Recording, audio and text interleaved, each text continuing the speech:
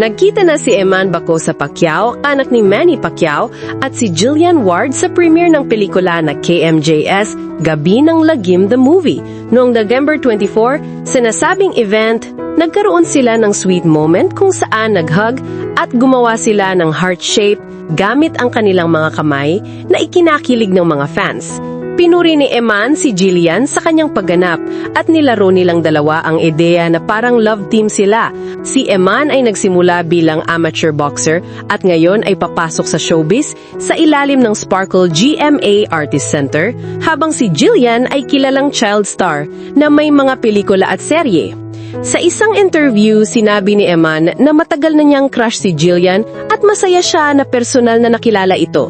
Nakipag-interact sila sa social media bago pa man sila magkita, kung saan nagpapalitan sila ng mga mensahe na puno ng mga positibong pagbati at pagpapalakas ng loob.